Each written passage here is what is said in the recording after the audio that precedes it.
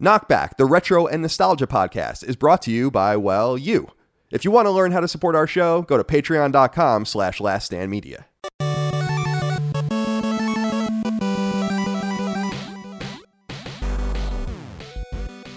Greetings and salutations. Welcome back to KnockBack. My name is Colin Moriarty. I'm joined as always by my brother, Dagan Moriarty. Dagan, how are you today, my friend?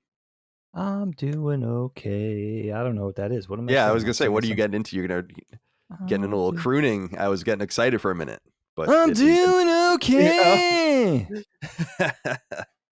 Oh, dude. Bob, where did he come from? God. He's doing all right. Where are you, in West Village right now? Circa 1963. No, yeah. 7? I don't know. Whatever. Yeah, 63. Well, both of those would be right. I think even earlier than Bob that. Dylan. I find Bob Dylan a little annoying, I got to be honest. But I am a Wallflowers fan, obviously. So you're going in for the Jacob Dylan. Jacob Dylan, yeah, who handsome. Sounds a lot like his dad, but very handsome. Handsome dude. Very handsome. I'm not afraid to say that. I'm not either. I'm totally with you on that. Kyle, guess what I have for you today? What's up? Did we skip a week? I am treating you guys again to Dagan's 6th grade writing journal. Oh, excellent. I found another memorable passage in here. Dude, I don't know. I didn't think of myself as necessarily as an aggravating kid, but I read these and I'm like, my teachers must have been so frigging aggravated with me. Like, first of all, who did I think I was? Like, again, channeling like this Mark Twain, Jack Kerouac. Voice.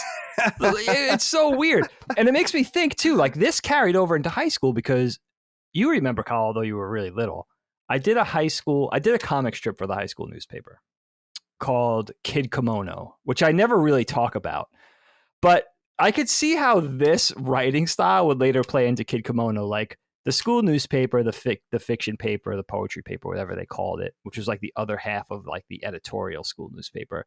They were very patient with me. Like they let me do a comic. It was supposed to be a comic strip, but I used to do a whole page.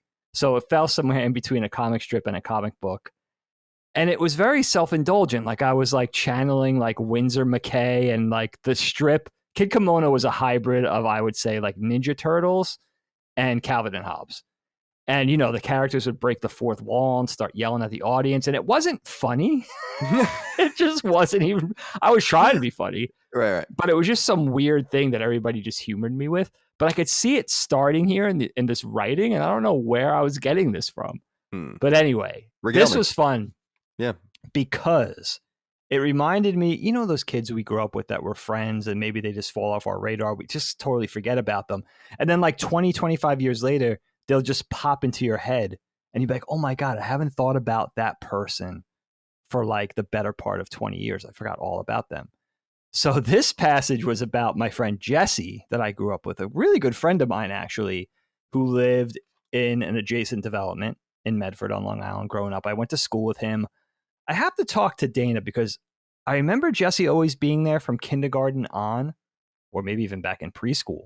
But he may have been with me up to graduation, or he may have moved away in later years, you know, when kind of friendship, you know, friend pockets shift and you lose track of people. But he was with me for most of my grade school, you know, career.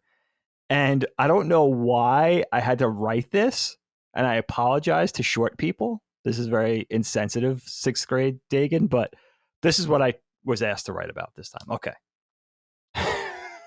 Again, I have no idea why, but starts, the small person I am going to describe is Jesse. I won't say his last name.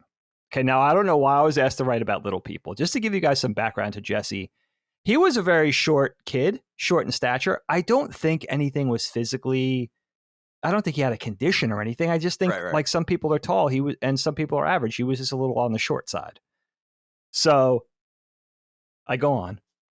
One disadvantage of his size is that people probably are constantly saying things to him, such as shrimp and puny. Another disadvantage is he will never make it onto the basketball team. Ha ha! Just a little bit of humor. This is what I'm writing. Just a little bit of humor. Oh. However, he has some advantages. He could fit in small places, in a game such as hide and go seek, etc. There is more disadvantages and advantages, but it's only supposed to be one paragraph. Bye. Did you get like just the really unenthusiastic C over it? I got the You know what I'm talking about? You know when they used to like just do nothing. C. There's nothing on here. There's there's nothing written in any of these except there's two that say Dagan. I really wish I could read these, but I can't read your handwriting. I don't know what creative writing voice I was channeling, because honestly, in 6th grade, I wasn't really even interested in reading yet. You know, maybe a choose your own adventure book or something. That was the extent of it. So, or the Bible, like in Sunday school. But so, yeah, these are really, really odd for me. And I can remember later on in high school kind of challenge it, you know, sort of channeling that voice, not really being comfortable doing a 4-panel comic strip, maybe not even being comfortable writing short stories yet, but not being like, not having the gumption or the enthusiasm to do a whole comic book. So I would just do like this page of like meaningless drivel and just draw and write whatever I wanted. You know, and people would probably be so confused by it because it was just odd. Yeah. You know, and this is where it started. This is the very source of that, my friend. Should be in a museum. How is your week going so far? We're midway through the week already. Yeah, everything's fine. Nothing new to really report. We're recording this. Well, it doesn't really matter. I mean, we're recording some of these for later, so I think this is one of those later episodes. Yes. And so right now, just getting work done and just kind of going through the motions of the fall. It's time it's fall out there. First frost. Maybe not down there. How is the weather there? It's cold. It's cold here. Yeah. It's getting chilly out. Yeah. So, yeah, nothing new to really report otherwise. And I am excited about today's topic, though, because this is a topic that we just kind of threw into the mix. I had kind of come up with this idea because, as we often say, people seem to, while they really enjoy when we get into a game or a TV show or a movie, they like these kind of amorphous and more personal topics. And they're harder to do. They're actually the easiest episodes to do, in my opinion, but they're to produce, but they're the hardest episodes to come up with because you can't, it's like once you hit this, it's over. Like you can't tell a story twice about your favorite Christmas presents. You can't tell, and I'm not saying you could tell the story about The Empire Strikes Back twice or something. What I'm saying is you can revisit these universes, these ideas, these motifs and all of that. But with these one-offs, you have to be kind of selective and careful, and they're hard to do. Like, well, one of my favorites still is when we did the one about the video store. But that's one you can really only do once. You can't really do, what it was like going to the supermarket or something. It's like you could do that, but at the video store that was what it was like, you know? And we could do one about the game store or something like that in the future. But this is one of those topics, nonetheless. This is one of those topics. And it's called Forks in the Road. Now, I had this notion, and I pitched it to Dagan, and he liked it, which was, and I was thinking, for our nerds out there, all of you, I was thinking about Quantic Dream games and Supermassive games that require players to make choices. Really deep choices, not Mass Effect level choices, but deeper choices. And I think Until Dawn on PS4, a horror game that we should do one day. It's getting old enough where we can consider it for the show, I think, almost. That game has what's called the butterfly effect, and you can see how different choices you make have different outcomes, and then you see like all these mysteries about different choices that you never explored, and you can go through the game over and over again and uncover all of those different secrets and those different alternate routes through life and death. But what's real about life is that when you reach a fork in the road and you take one path, you usually have no idea what would have happened if you went down the other path. And that's what today's episode is all about. And so each of us have selected 5 what I would consider forks in the road in our own individual lives. And I'm not going to speak for Dagan, but for me, all of these forks are focused between 3rd and 4th grade and the end of college for me. Oh, wow. So okay, cool. I've squeezed them all in from literally the dates, 1993 to 2007, all 5 choices that I would consider seminal choices that I made in my life, that if any of them had gone a different path would have certainly not brought us here today in this way. Fantastic. So that's the way we're going to do things. Dagan has 5 of his own. he can follow whatever rule set he wants. How do you feel about this topic? How are you feeling about getting this all out there? I feel like in some way it might be a little therapeutic and a little cathartic. Yes, exactly Yeah. what I was thinking. I think it's going to be. I do think there's going to be some therapy involved. I think I get really excited for these. This has the potential to be one of the great Colin topics. Again, this was Colin's brainchild, like the video store topic, as I remember, was Colin's brainchild as well. I think it's going to be really fun. I like that people dig hearing the stories. And my favorite part from my perspective is I think I'm probably going to get to hear some stuff from Colin that I never got to hear before. And Colin will get to hear more than likely some stuff that I say that he's rarely heard, some stories and some perspectives. So that makes it that, that could be a lot of fun. And I like the back and forth. And, I had like 10, I was texting you, I was teasing you last night. I said, I have 10, I'm up to 10 different bullet points. So I'm just going to go in and choose the 5 that I think are the most momentous, or also the most hopefully entertaining.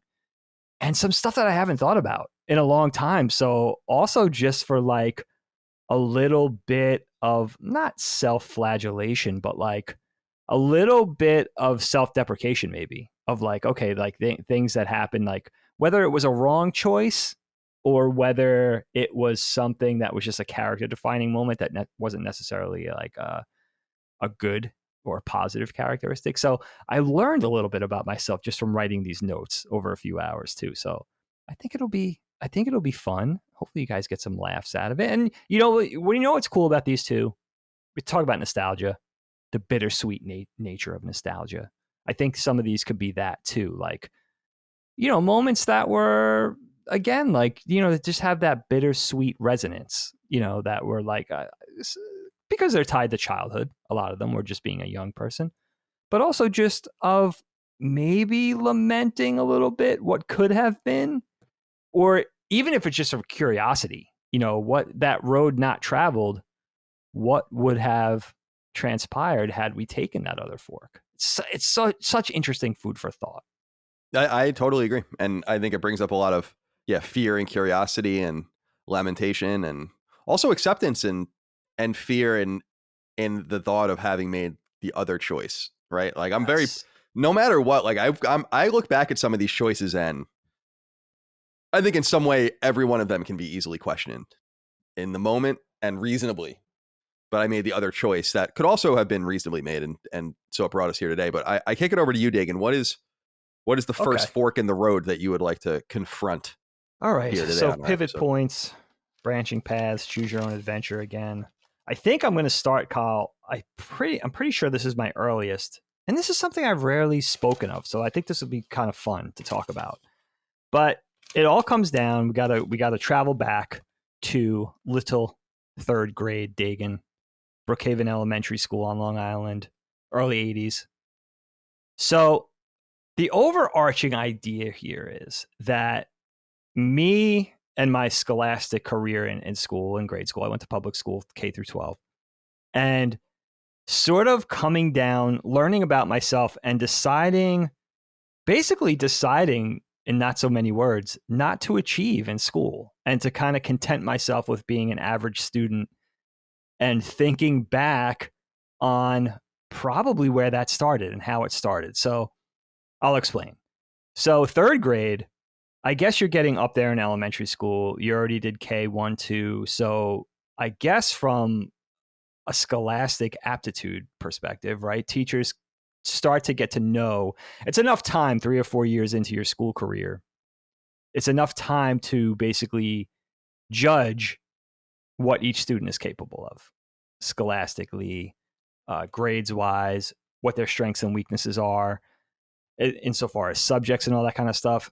And 3rd grade, I remember there was a really clear line of demarcation between the smarter kids, or the smartest kids, and the ones that were more average or needed more help in some way, let's say, right? And I don't remember that ever being a thing in nursery school, kindergarten, 1st grade, 2nd grade. But in 3rd grade, it became like kind of a public thing. And they put the smarter kids, or what they perceived as the smarter kids, in a program called enrichment, which was like a thing where kids went at this time It became an after school thing. But in third grade, you would just basically leave a class. Let's say it was English class every day. And those kids would meet in the common space in the library, the enrichment kids, who were the kids that were seen as the strongest, um, the strongest, grades wise. And they would go in the library and meet with the librarian and do like a special thing, like read a special book, talk about, and it was seemed to be connected mostly to English. And I was in this enrichment program. I got put in this thing. And it was probably like, let's say, the dozen most capable kids in the third grade. So I knew already there was a certain sort of pride associated with that, right? Like, oh, I'm with, and you're with the smart kids because you know who the kids are, even if they're not close friends, they're acquaintances. You've been in school with them for 4 or 5 years already. So, even though no one's saying to you, even back then, there was a PC air of like, you can't say these are the smartest kids, but we knew that's what it was. And we get to leave class, and it felt like a special thing. Like we were getting special treatment. We got to leave class once a week and convene in the library and talk about a book. I remember the librarian reading to us or explaining vocabulary words, whatever it was. It was just like the early throes of like something advanced for kids back then. And I remember being proud of it. And then in fourth grade, it became a thing where they would break out kids due to their strengths in certain subjects. So in fourth grade, I became a member of the Math Olympiads, which was the same exact thing, but it was for math, kids that were strong in math. And they would meet. And then this was as far as I remember, this was an after school thing. And I remember being very comfortable with math. And in school, generally, Kyle, I remember like finding school easy all the way up until I would say sixth grade was where it was like, all right, things are getting a little harder. I'm going to have to study. I'm going to have to do homework. I'm going to have to apply myself a little more. And by seventh grade, I hit the wall of difficulty because I was just used to skating by, doing the bare minimum, still getting A's and probably B's. And seventh grade is where that wall hit, where it was like, you weren't going to, for me, I wasn't capable of going any further without really doing the work. And it was in these enrichment classes where I realized, like, I don't want to, it's nice to feel special, but I'm not interested in doing this. Like I understand the math in fourth grade in Math Olympians, but I don't want to do it. Like, this isn't fun. And that was a really big character defining moment for me, where it was like, that I really carried all the way through school and that I'm not necessarily proud of. But in retrospect, just looking, like, making a determination of like, I understand I'm good at this. I understand I have the tools to be a straight A student, but I'm not going to do that because it's not fun. And just not having the maturity to embrace it. And also, maybe I don't fancy myself as a stubborn person, but I think I do have a stubborn component to my personality where it's like, I'm pretty self-indulgent. Like, I want to do the things I'm interested in. I don't want to, like, I know I could do math, but like, I really don't want to do this. And that's where the groundwork was laid out for me, where it was like, I'm going to pursue the things I'm interested in. Skateboarding, drawing, cartooning, reading comic books, whatever. And if a class interests me, great. We're reading Lord of the Flies in English in sixth grade. Awesome. Like, I'm in. Sixth grade math, pre-algebra or whatever. Nope, I'm not doing it. Like, I don't. And really having that part of my personality where it was like, I lament it now because I would have liked to see, and I think I've expressed this before on the show, I would have liked to measure my mettle against my classmates and colleagues that I went to school, that I was shoulder to shoulder with from K through 12, and seeing what I could have been capable of. I also had the component early on, thank God I had the advantage where I kind of knew from a very early age that I wanted to do animation and cartooning. It was always my comfort place. It was always my safe place. And I enjoyed it. And Grandpa taught me from a very early age how to draw Mickey Mouse. And those sort of, those inspirations kind of set hold and took over very early. So I think that was a part of it too, early on, even in the back of my head. But just knowing, just kind of making the decision to like relinquish myself to being like just an average student and not really applying myself, not doing any extra, being a very, very average GPA all through high school and just doing enough to get by. Like, my whole credo, and I never articulated this really, but my whole credo in high school was just not to go to summer school. That was a nightmare The idea of that was a nightmare. Yeah, I used to get scared of that too. I don't know why, but I used to You get scared know, of that notion too. Yeah. like Or getting God left back. forbid, you did a lot better than me in school. But that's a I very guess so, yeah. early, one of my earliest things where like third, fourth, fifth grade, where I was in these enrichment classes and being sort of presented in this group of kids who would go on to be the smartest kids in high school. Like there was no mistake. Like these kids would take that, most of these kids would take that trajectory all through graduating from 12th grade.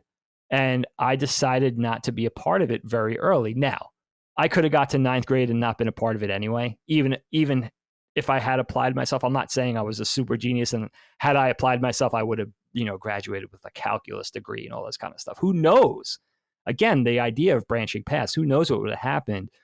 But just making that decision very early on. And then as a dad, kind of being scared. Well, my daughter's already in ninth grade and she's very, Lilia is very, very in tune with doing well in school. It means a lot to her. So I think we got by with her. But even with Graydon, it's kind of open because I see that laziness. I see that self-indulgence where it's like, I'm going to kind of do the thing I'm interested in, and I'm smart enough to get by in the other things. So that was I do wonder how it could have turned out, had I had the maturity to say, listen, to myself, you're going to be an animator, right? 9 times out of 10, that's what's going to happen, 99% chance. But if you just also had the maturity to embrace the scholastic side and get straight A's and get like the 4.0 GPA or as high as you could have gotten as per my capability, what would that have meant? What would that have meant for me going to school? What would that have meant? That's a huge formative thing for a kid. And you can't, it's really hard to overstate that. It's like that was really a big one for me. Does that speak to you at all? Did you ever hear me talk about anything like that? Oh, no, yeah, you definitely have talked about that on the show. And yeah, it speaks to me because I kind of went through fits and starts with that too. I wish I was mature enough to know as a kid that my own performance in school or lack thereof was only hurting me and not like could not be used as a weapon necessarily to be like, fuck you, mom, fuck you, dad, which was kind of like a position I was in maybe in middle school a little bit, although I did well in middle school. And in high school, I think I had one pretty bad year, which was 10th grade, where my GPA dipped into like the high 2s, I would say, something like that. Okay. And that was probably my worst year. But then 11th grade, I remember very clearly, I endeavored to be like, I'm just going to, dad's on my case, et cetera, et cetera. I'm like, I'm just going to do well and apply myself. And I did. Just 11th grade was the year I really did like try. Now that's the most important year you should try. Definitely. I had a weighted average because I was in an AP and honors classes, but I was getting fairly close that year to a 4. And then it went down a little bit. It went down a little bit in 12th grade, to like the low 3s or something like that, but it was fine. Okay. But yeah, I just kind of wanted to prove to myself that I could do it. But I know what you're talking about with the enrichment classes. And I was in enrichment math and when I was a kid and in enrichment, English or whatever it was, like you were. And it did feel weird. And I don't think I was aware enough to know. Like, I guess I'll just segue into my moment here. Yeah, sure. First thing, because I guess it kind of comes up with the disruption that my education experienced on multiple times. But the first thing I wanted to present of the 5 was the first fork for me was moving to New England in 1993. Now, 93. I was born in 1984, so my mom and my dad separated in early 1992. And so that was in second grade for me. So I finished second grade and my mom was still gone. My parents never got back together. Our parents never got back together. But I had that summer in 92 and then 93 was my third grade year at Brookhaven Elementary School. And I was like really struggling that year, as I recall, not academically. I don't really recall ever, frankly, struggling academically, especially at that age, but just emotionally and stuff. And so at some point, and I don't really remember how it occurred. I know it was a choice I made, but it just came to be that I was going to move to Maine to live with mom in York, Maine. And this is a massively consequential choice. I'm not entirely sure why I was allowed to make that choice. I don't think that it was really the choice that was in my best interest at that time. Um, I think reuniting me and mom felt important to everyone, but I think it kind of destabilized my life from a different angle. And so I look at that formative time, that first choice I really had to make was a really important choice. And I remember at this time being asked and having kind of candid conversations with mom and dad where it might be like, you might have to go to court with us and they might ask you what you prefer and what you choose. And you have to be honest with them and do all this kind of stuff. And I'm like, man, like, this kind of sucks. And I think we've said in the past, you know how it's always like, it's not your fault kind of thing with the Sure, divorces. Like, sure. I think I've said this before. Like, I never could relate to that because I'm like, why would I think it was my fault? I remember even being a kid being like, why would it be my fault? That doesn't make any sense at all. That's one positive. So I never really felt very nervous about that, but I don't think that I understood. Clearly, I didn't understand the gravity of what moving to Maine, to York, Maine would mean for me. For it severed all of my nascent friendships for the most part. It put me on a trajectory to play a sport, hockey, that ended up being very important to me. I mean, I played hockey in New York too, but it was like street hockey and roller hockey. I played ice hockey for the first time when I moved to Maine that fall. And so that was a really important thing for me as well. So there are positives and there are negatives. But what's so interesting about the choice is that it's not a choice that's made blindly, especially in a pre-internet era or a nascent internet era where you have this ability or inability, depending on where you are, to keep in touch or know what people are doing in your old world. Because dad was still on Long Island that entire time I lived in New England, with the exception of 1 year. I was Right. on Long Island for probably a third of the year, maybe a little less, and I was there June, July, August. I was there many weekends, all of the week-long holidays and Thanksgiving and all of that stuff. So while many of my friendships severed that were kept up at school, I still kept my friend Tim Kocher that we always talk about down the street, Bryce down the street, Eric down the street. We remained friends, but I always got a little glimpse into their lives too. And this choice is the reason why I felt like I've never belonged anywhere, and that's fine. It's like, I don't ever want to go back and change any of these choices. But to your point, it is a curiosity to know, like, well, how did that mentally damage you? And like, were the people around you that should have really been protecting you and caring about you, even though they disrupted and destroyed your childhood as it was with the decisions they were making, shouldn't they have at least maybe stepped up and been like, you're going to now drastically compound your problems? And so it did.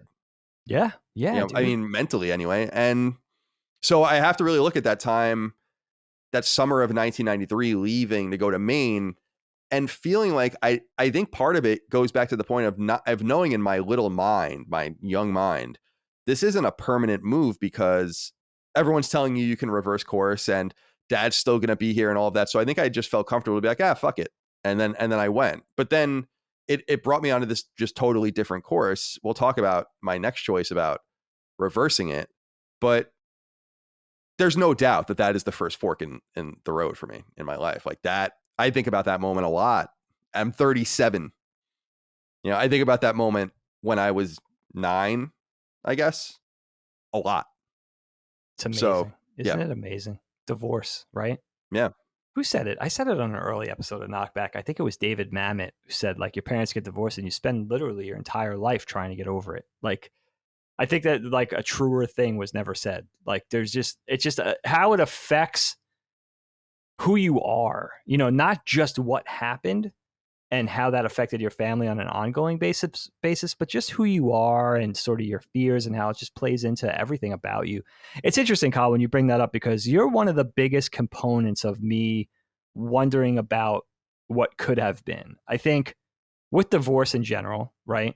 I think this applies to divorce in general, but especially with your situation, I think of like with mom and dad, how vastly different it could have been even if mom had decided to stay somewhere local, like on Long Island, even like 20 or 25 miles away, how different it could have been for you. And I wonder about you a lot, specifically, like your friendship situation, your schooling, what sports you would have been engaged in. I just think about that because you were so young, and like that's the most, you were at such a tender age. You were 6, 7 years old going through all this. And that's the age where kids really need that stability. Even divorce is sometimes, I guess, an inevitability, but the parents really should, by all means, take every step to provide the children with that stability and making them feel grounded and making them feel like they belong in a certain place and all that kind of stuff. And I'm not demonizing mom or dad here or anything. I'm just saying it leaves me very curious what could have happened. I think of the same thing oftentimes, like with my kids. Like, how interesting would it have been that my life would have been a lot different had mom and dad stayed together, like Helene's parents, right? They're still together. Through thick and thin, they stayed together. How our family dynamic would have been so different, especially with the grandkids, had mom and dad stayed together, had they still had the big house on the island and still had the same home that we grew up in and all that kind of stuff. How the dynamic would be really very different than what we actually know, how it actually turned out. And it's just that constant curiosity. I think that never, like you said, you're 37, I'm 47.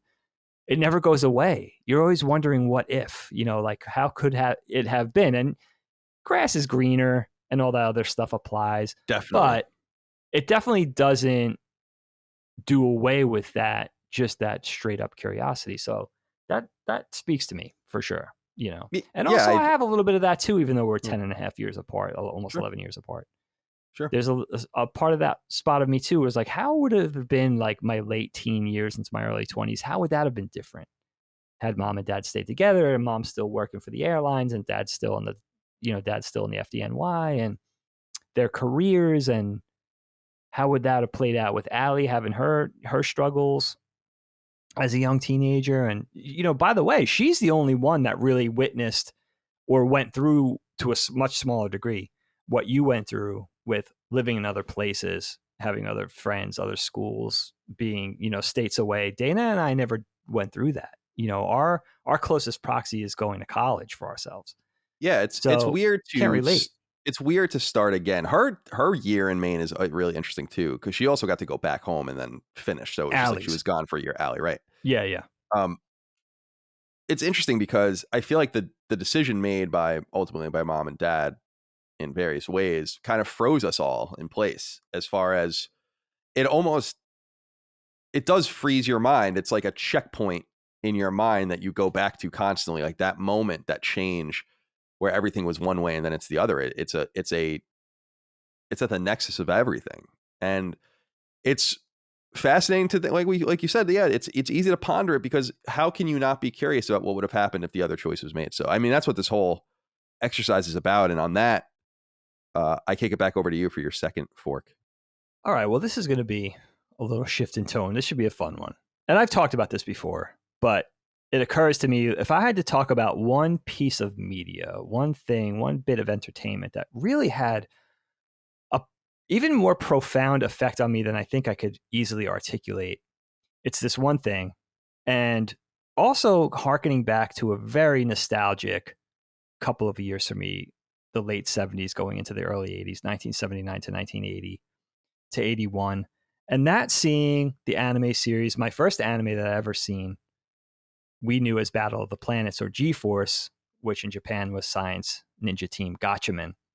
And I feel grateful that I get to talk about this for a couple of reasons. One, it had a huge impact on me in a variety of ways. Like, its vast, sweeping influence, I can't overstate on me for a lot of different reasons that I'll get into. But also, I'm kind of grateful that there is some sort of pop culture, nerd culture relevance that carried through with this property. For instance, we have the Capcom game Tatsunoko Cross Capcom, right? Like, these characters moved into a higher place in pop culture due to video games and due through their various comic, manga, and anime iterations through the years. Like, it stayed a pretty relevant thing. So even though it's old school, a lot of you know what I'm talking about. So that's kind of cool that you have that frame of reference. Most of us have that frame of reference of a certain age. But for me, it really did have that thing, which I remember talking about in one of our anime episodes, where it was like, this cartoon made me want to not do other things. Like, I remember getting ready for Little League and not wanting to go to practice because this was going to be on. That was the first thing.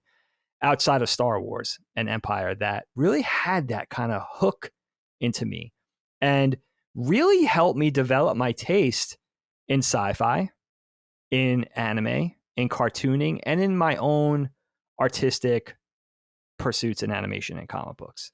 Because it really, it at the same time I was watching things like the Super Friends cartoon, right?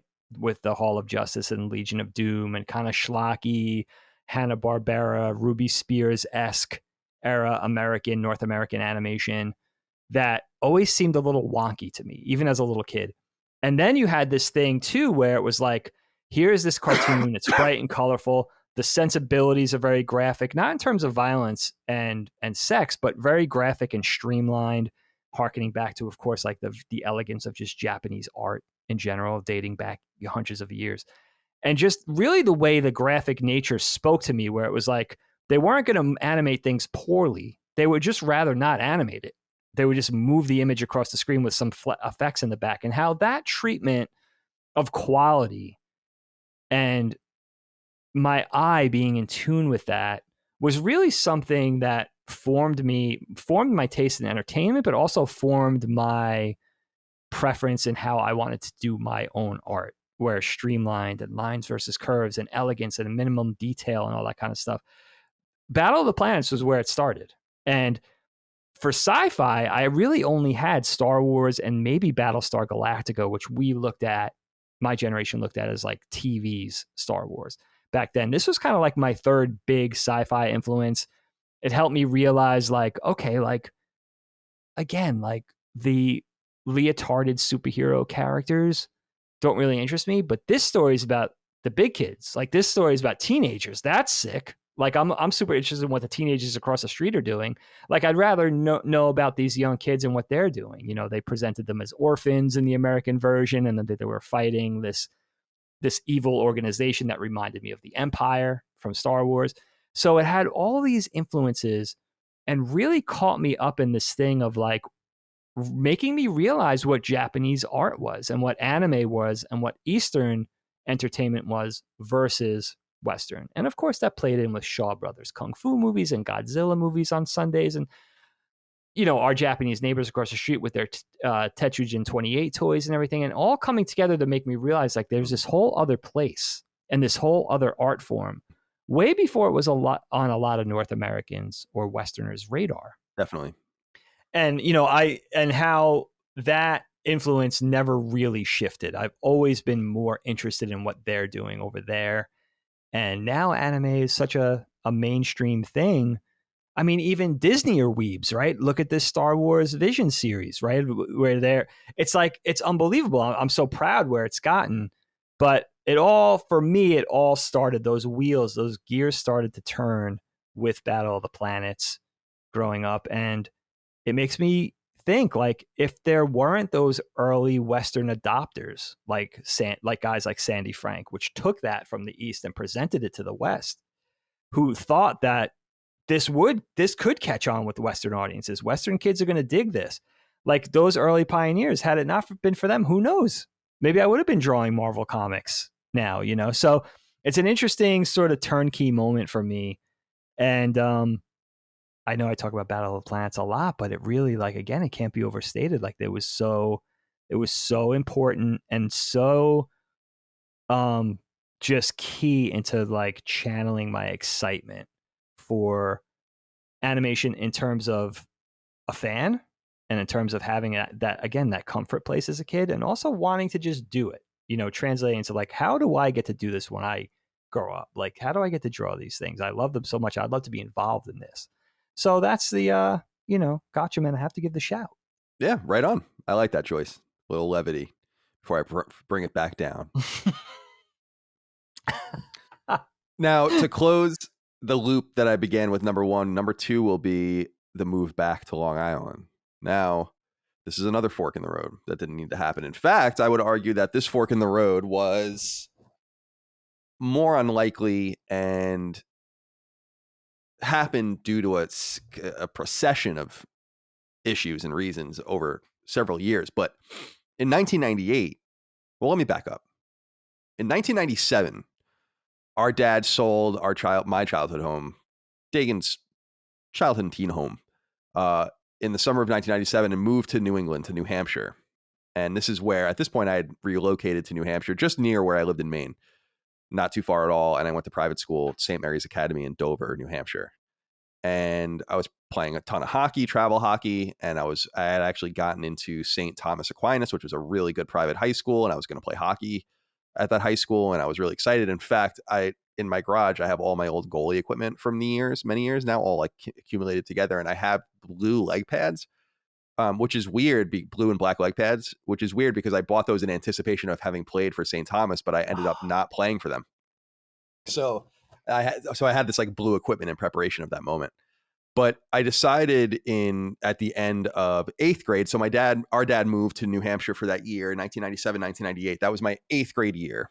And we lived in just a small apartment. Mom lived with her at the time, I think even husband, I think they were married at the time. Now, we haven't discussed that, I don't think, too deeply on the show, but I profoundly didn't get along with my mom's boyfriend by this time. Now, my mom's boyfriend is a piece of shit.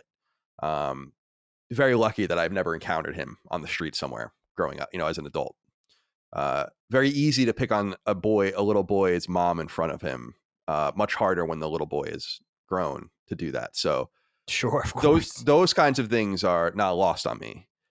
But it was a perilous situation for a boy, and dad kind of, I think, came in to kind of remove me from that situation, which I think he successfully did, and gave me the option. But it wasn't really an option, because I think it was the inevitable move to go back to the island. I think dad wanted to leave and go back home.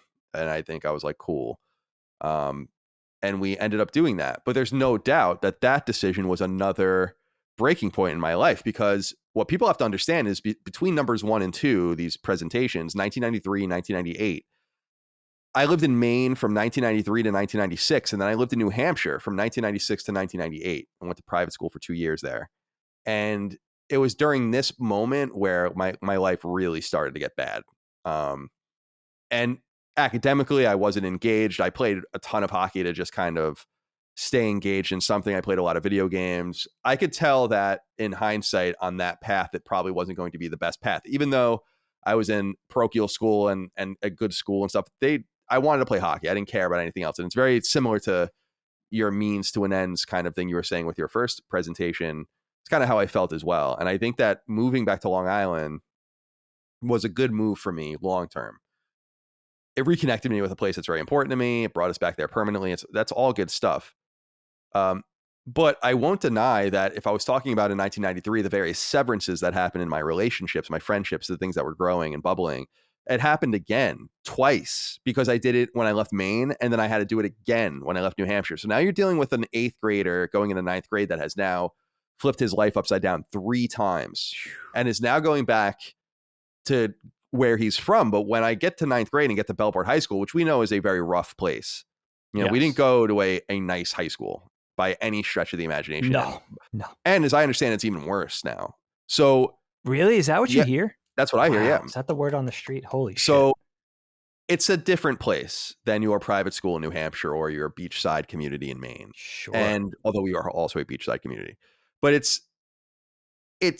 was eye-opening, not because I was necessarily like picked on or anything like that. Some people picked on me. I didn't really have problems with that. I don't focus on that compared to many other people.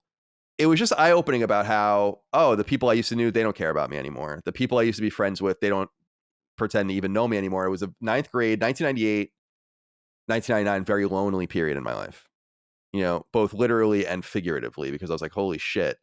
I had kind of at that point been dreaming about what if I came back to Long Island and what if I went back home and was just there, and how exciting it was to be there in July and August every year and see people. But it was a move where I was like, okay, now there are no other excuses. That like now all the angst and pent up anger that you have inside you needs to be worked out somehow. And it got worked out on the ice rink, and it got worked out in fights with dad, and it got worked out, in the hallways of high school or whatever. But there's no doubt that was a seminal moment that brought me literally from a hockey playing person that wore a shirt and tie to school and was about to do all that thing to a person that went to like a pretty trashy high school. Um, so it was a different choice, but an important one. But maybe in some ways the least traumatic, because I feel like that was the inevitable line through. Like it had to happen. It almost the loop had to be closed. And the most interesting thing to think about is if I never moved to Maine, then that would have never happened, and therefore all of those forks would have just been eliminated. Like everything that happened in that space of time would have never happened. And you were talking about people that you forget. I was actually going through, Dad dropped off a bunch of stuff, and amongst it were like some yearbooks from Maine and New Hampshire. And I was flipping Wow. through it, and I'm like, man, like I haven't even seen these people and thought of these people in so long. And I wonder if any of them have any memory of me. I wonder Oh, if I'm any of sure. them think about me or whatever. I always wonder that. And like what kind of impact you have on another person's life. So I'm not saying an important impact, just some sort of impact, some sort of memory, even if it's bad or cringy or whatever. So anyway, that's my number two is the move back to Long Island in time for high school. And well, I got myself a Bellport education, no doubt, over the next 4 years. Yeah, and that back and forth for you, back and forth, happened in a pretty small space of time. You know, it's interesting, man, when you say that because I have a 14-year-old. I have a ninth grader right now, and we see the angst. We see the challenges, and she has the stability of a home life where she's not uprooted, she's not being transferred to a different place. So just what these kids generally deal with, and it's not subject to any specific generation. It's universal, right? Like that age, growing up, dating, all the school getting harder, starting to think about college. Like there's so many challenges, and now really compounded, I think, I would argue by social media and the pressures of all them dealing with all this as 13, 14, 15 year olds, only making it worse, not better. For all their technological advantages, I think that's a big disadvantage. So it really speaks to my heart, like of someone of your age having to go through that at the same time of going through just the average, 14-year-old goes through. It's really tough in a lot of ways. That's why I think Allie being the age she was when mom and dad split up must have been especially tough.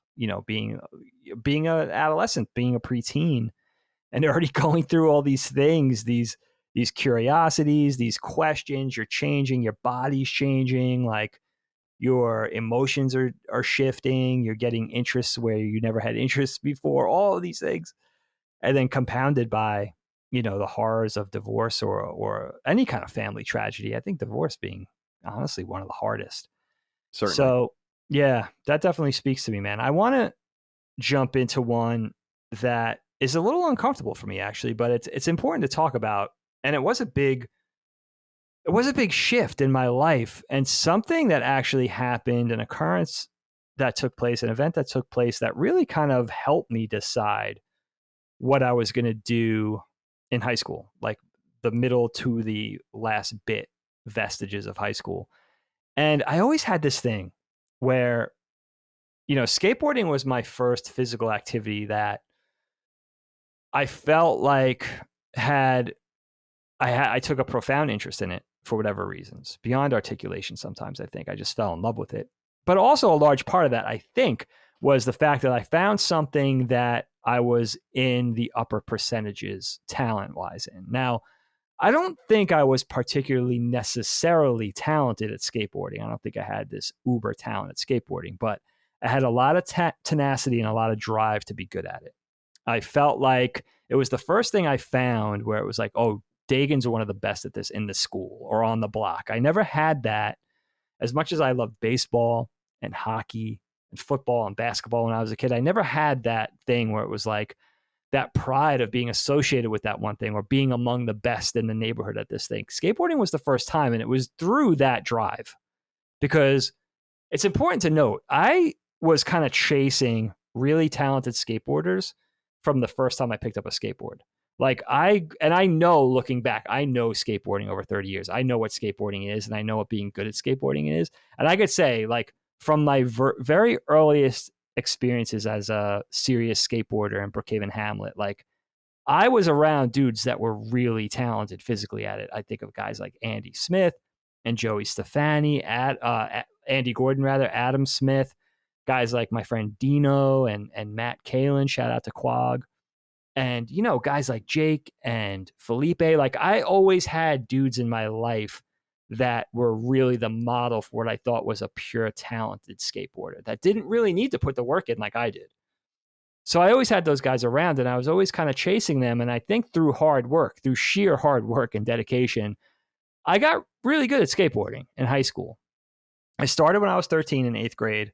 And by the time I was in 10th, 11th grade, I was, you know, like, we always measured ourselves back then with the VHS videos that the companies would put out, whether it was H Street or Powell Peralta, World Industries, later on with Girl and Chocolate. Like, we would always measure ourselves to what the pros or the sponsored AMs were doing on tape.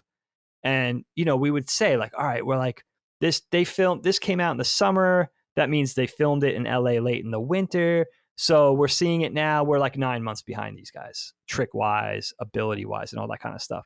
And I remember feeling like in 11th grade, like I was getting close. Now, I have to say this with humility. Like, guys I grew up with, like PJ, might say, you're crazy. You were never that good. But I remember feeling for the first time, being very satisfied with where I was with my skateboarding abilities. It was a very short time. We're talking like probably winter of 91.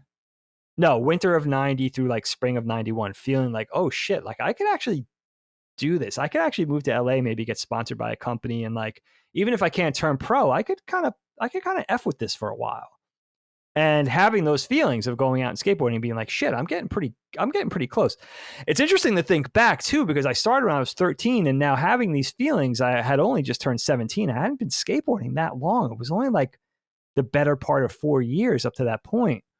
But one thing I always struggled with was my interest in art and animation versus my very deep interest in skateboarding and pursuing skateboarding and thinking like, after high school, I'm going to move out to LA.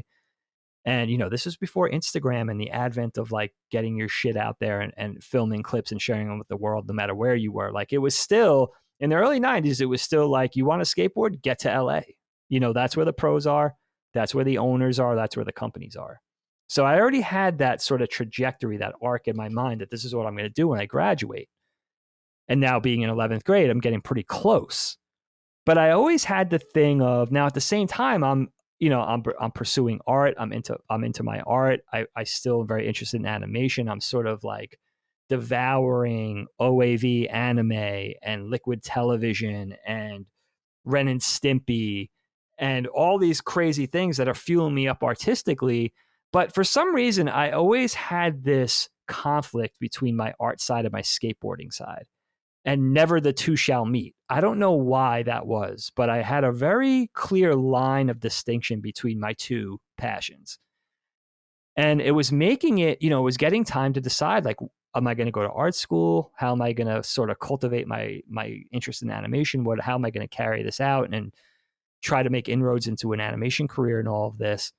And I felt, in a way, as much as I love skateboarding, that skateboarding was sort of in the way of that. And I think I always, on that scale, favored skateboarding a little bit over the art, even though I was so into it at that time and really just eating it up. And then early in the spring of 91, I broke my arm badly. I was skateboarding. I was with PJ. I forget who else we were with. It's not a pleasant memory. And I broke my right forearm. It was a compound fracture, even though the bone wasn't hanging out necessarily, of both my tibia and my fibia. And it was a serious break. And it was a traumatic experience for me. And I still remember it. I don't like to think about it. I don't like to talk about it. You know, PJ used to bust my balls with it all the time, and he was there to witness it. But it was an injury of severe enough magnitude where it was like, dude, I was in the hospital for 5 or 6 days.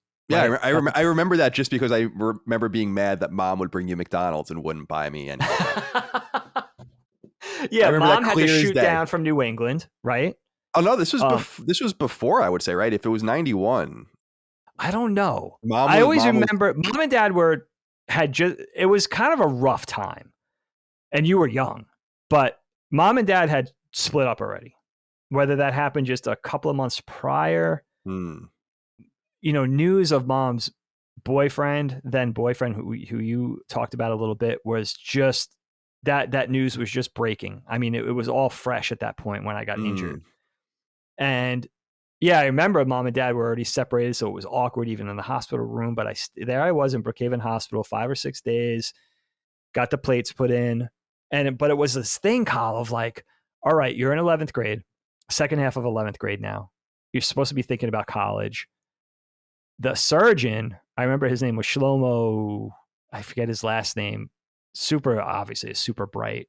Some sort of surgeon working for the hospital, and he was expressing some concern with me of like, if this kid injures it again, I know he's an artist.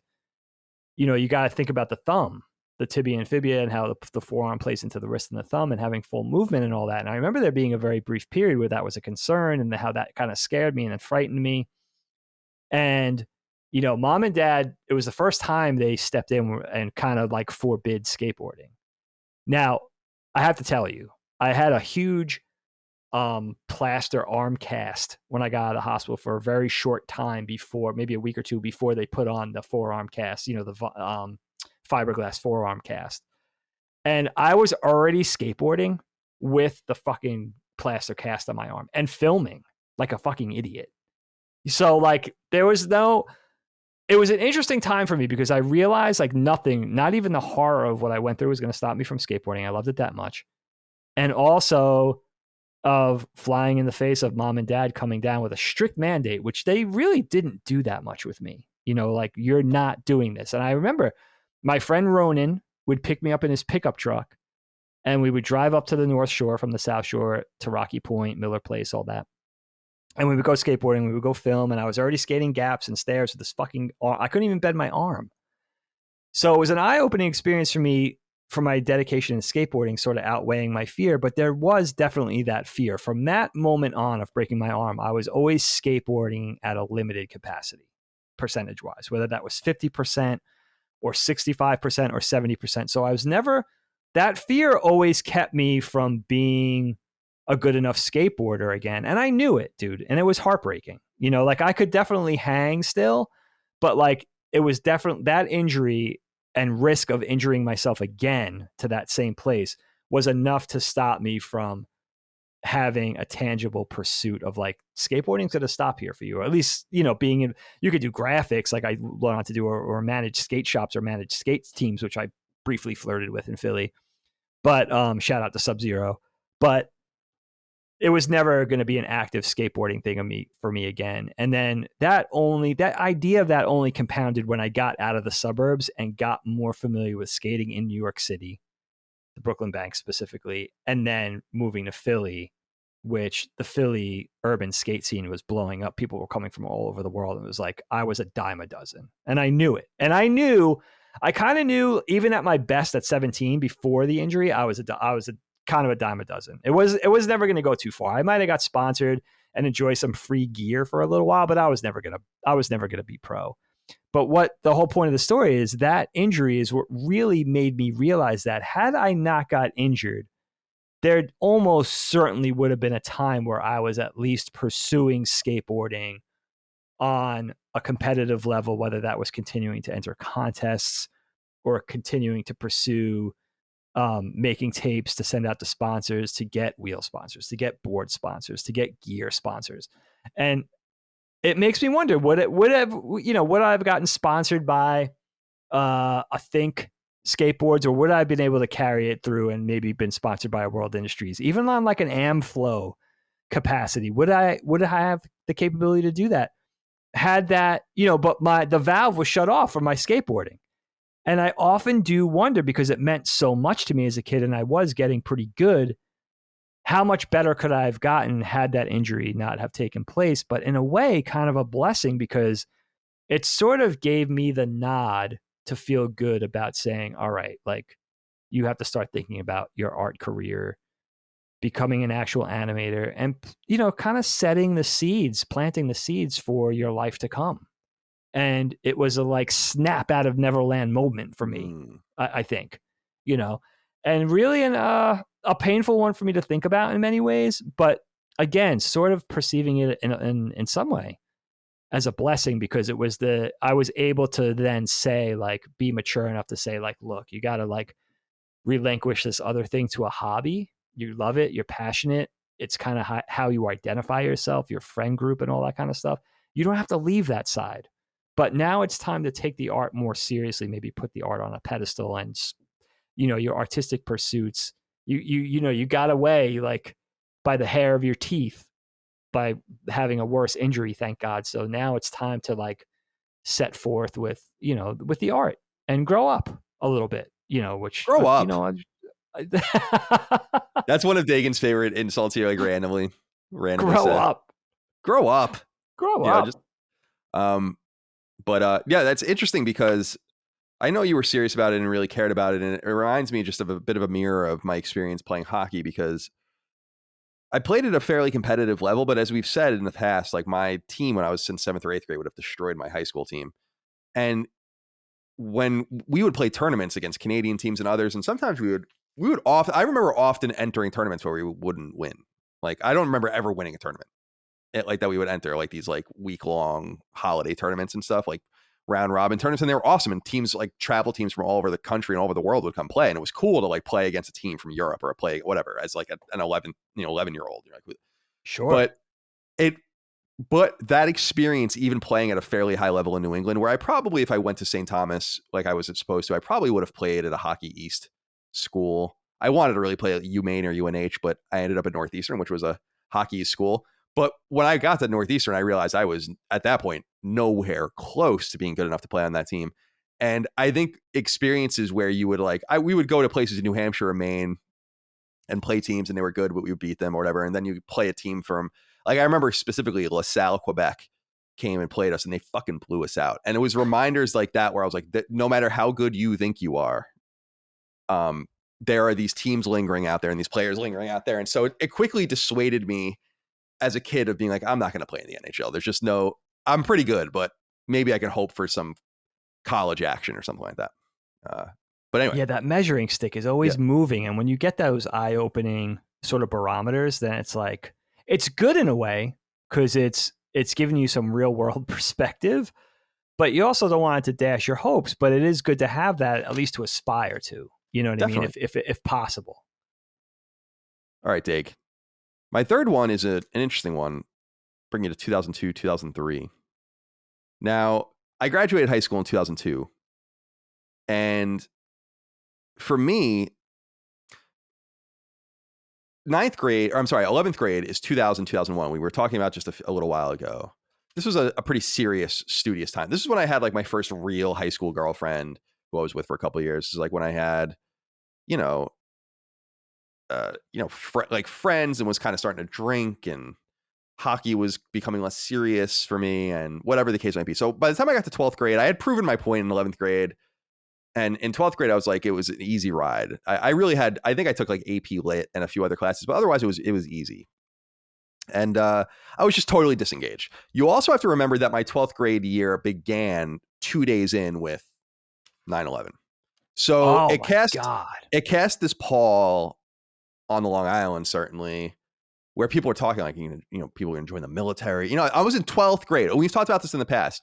No one's generation was affected more than early millennials when it comes to the Afghanistan war. Like my generation, absolutely, than Afghanistan and Iraq.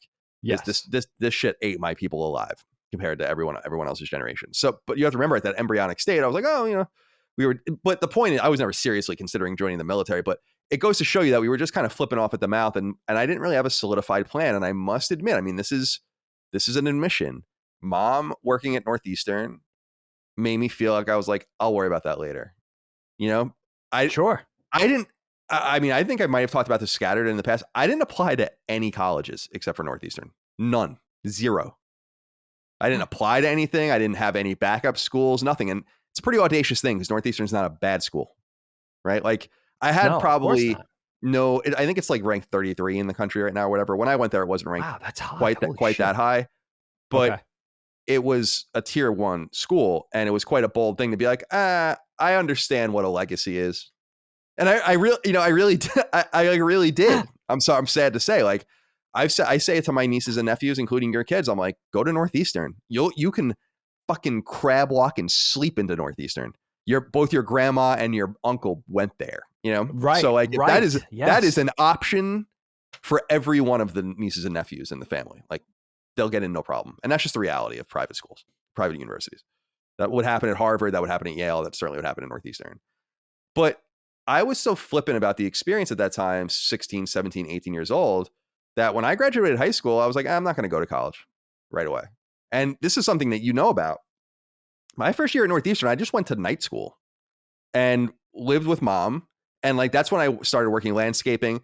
But here's why the fork in the road is so vital and why I'm so glad, like, you know, like the Simpsons thing, like everything's coming up, Millhouse or whatever. Like at this point, it kind of worked out because I had graduated Bellport. I got out of there.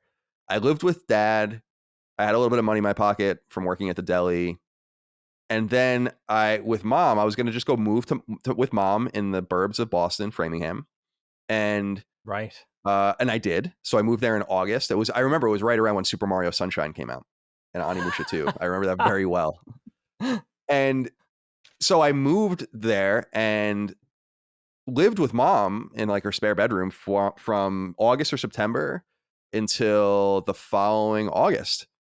And I took like some rudimentary classes, like, you know, in the afternoon and at night at Northeastern, and literally just didn't even, I actually have nightmares about those classes still. Cause like, as far as I remember, like, I'm not even sure I got credit for any of those classes ultimately. Like a complete waste of time. Really? Yeah. But Wow. the reason it was so important was because in September of 2002 at 17 years old is when I heard from IGN for the first time. Now, I think about this really carefully because, Dagan, if I was like a true freshman at Northeastern in 2002 when I received that email, I probably would have been like, I can't do this. Like I'm in college. Like I can't take advantage of this amazing opportunity that has come before me. I know you wanted me to write strategy guides, but I'm literally in my first week of my freshman year. Wow. You know, but that wasn't how they found me in 2002. What they found me was like a dude who barely cared that he was at Northeastern doing anything and couldn't be bothered to do anything but play video games and hang out all day. Right. So it worked out perfectly. I solidified myself as a freelancer for IGN. I went out there and spent about a month there in 2003 as an in-house intern in May of that year. And then that spring I applied properly to Northeastern and I got in, obviously. And then I started my freshman year technically in 2003. Now, the reason it all worked out in the end is because, as you know, and I think many people know, Northeastern's a 5-year college. It's not a 4-year college. It's a 5-year college.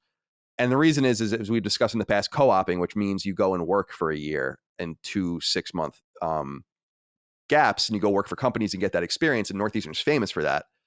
And we've said in the past that like Northeastern's so famous for that like there are companies that poach students that are not even done and just take them because they're like, all right, good enough. Like, so, and they'll go work for an engineering firm or whatever.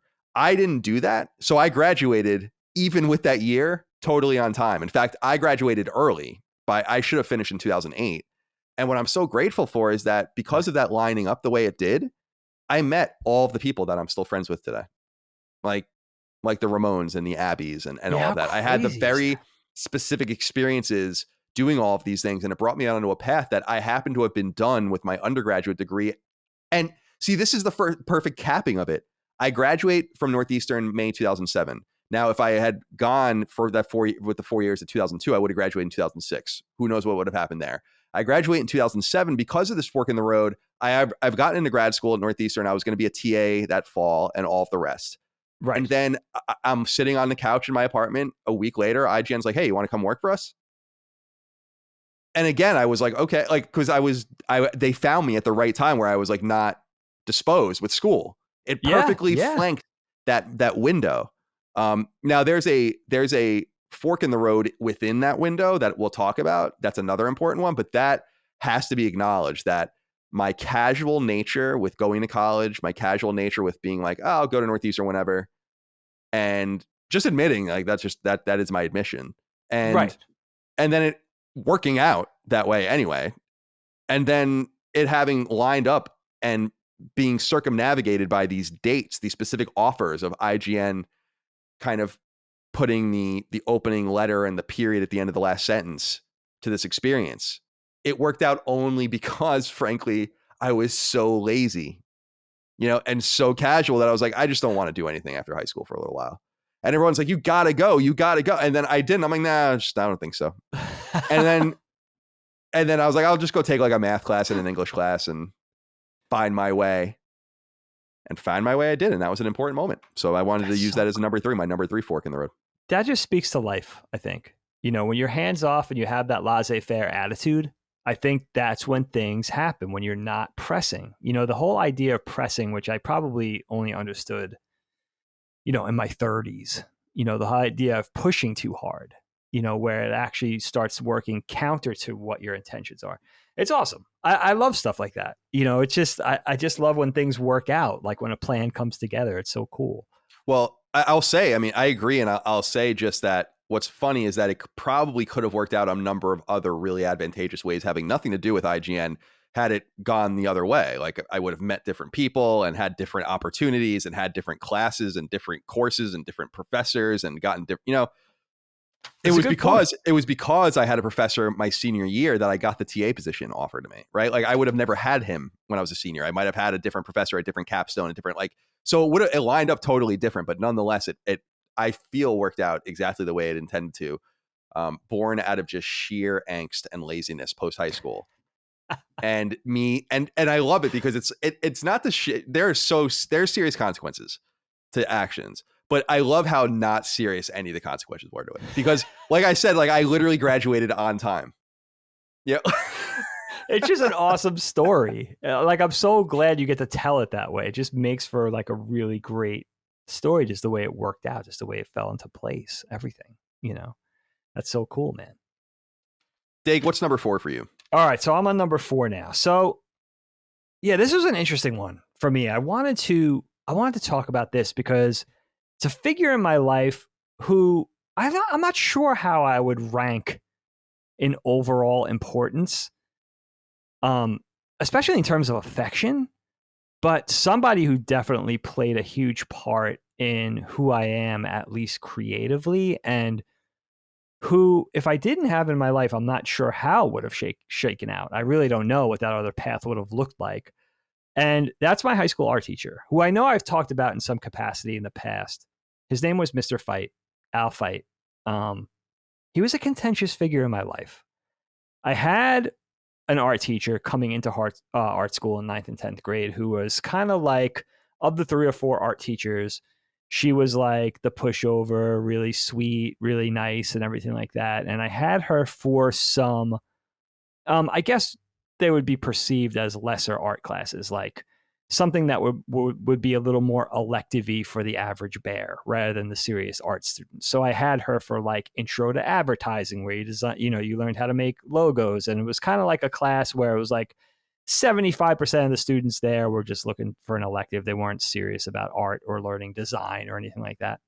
And she sort of took me aside in my second year with her and was like, I have to put you on track for like a more serious art course, a more serious trajectory for art. And I have to hand you over to Mr. Fight because he's the one who teaches drawing and painting. And he'll teach you the sequential art 1, art 2, art 3. And even though you're getting a late start, maybe you could just kind of like jump in midstream in art 2 and just skip over art 1. So she sort of made inroads for me with this guy who I didn't know. I didn't have any of his classes yet. And I might have even told this story on the podcast before. I'm not sure what they really saw in me back then, if it was just they saw the talent, but I could tell you, like, early in 10th grade, I wasn't really showing a lot of, like, necessarily a lot of artistic promise compared to, like, even just comparing myself to the other contemporary 10th graders during that school year in 1990 or whatever. Like, I can remember the class artists. There were some talented people in my class. And Melissa, one of Dana's best friends, Melissa was one of them, even though she's very humble about it. She was really, really good at drawing, necessarily. And then I had this guy, Nelson, who was really good at painting, and he was a Puerto Rican kid that came out of graffiti, and he was really talented. I remember a lot of like really artistic cats. And so I don't know what they saw in me that they were kind of shepherding or trying to adopt, but my first time with Mr. Fight, I transferred over into his class and he pulled me aside. He pulled me into the back room where all the art supplies were. And he's like, listen, dude, like, I'm gonna like ride your ass. You want to be here with me? You want to get a late start on this art sequence? Like I'm gonna be like up your ass, blah blah. Like sort of took like a tough love tone like very quickly with me. I didn't mind it necessarily, but very matter of fact, very no nonsense, humorless. Um, had a really big. We had a cousin, mom's cousin Carl, who was kind of integral in the Long Island art scene, a showing artist, really talented painter himself. We've talked about him. He knew Al Fight from the various Sayville, Bellport art scenes, and he was a showing artist. I think even in the city, really had a reputation for being like a wonderful draftsman. Really did like these fine pencil drawing portraits and stuff like that. So he could walk the walk. He just wasn't talking the talk, much like my wife is. Like just a very talented art mentor.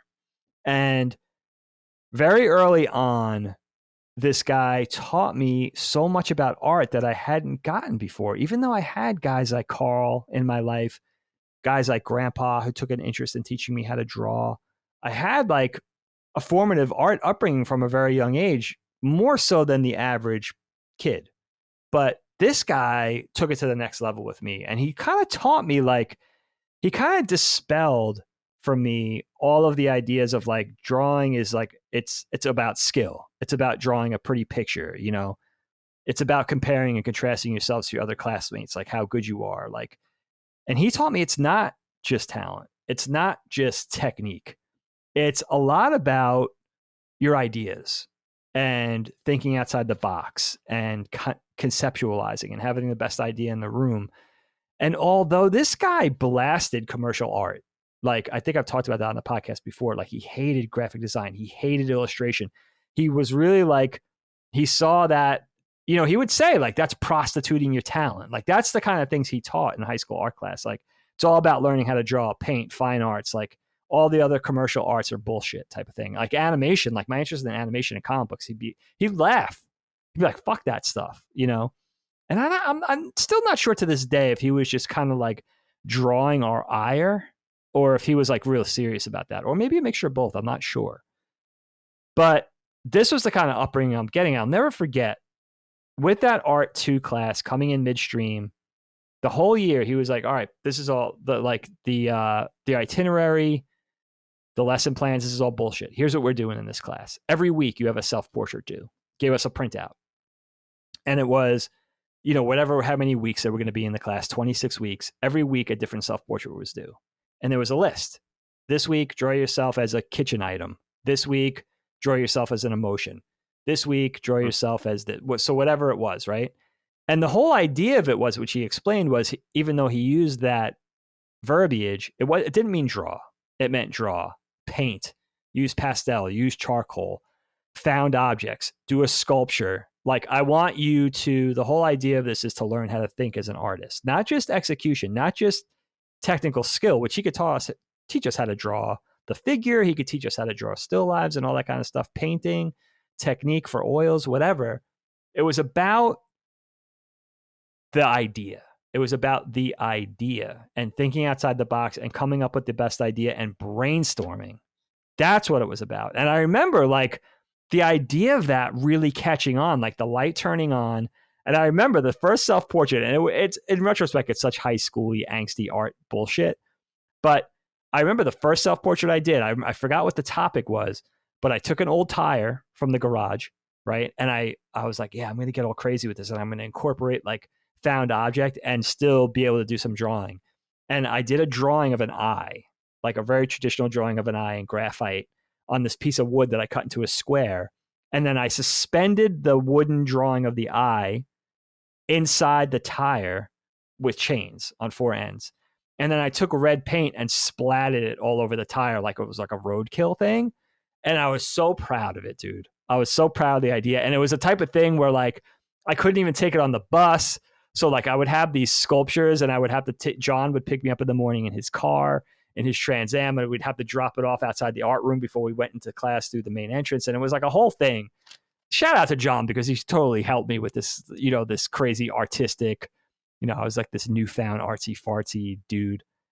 And it's crazy to think about because he really did, Mr. Fight really did He was very opinionated Like, and did he like it? polarizing. Did he like the?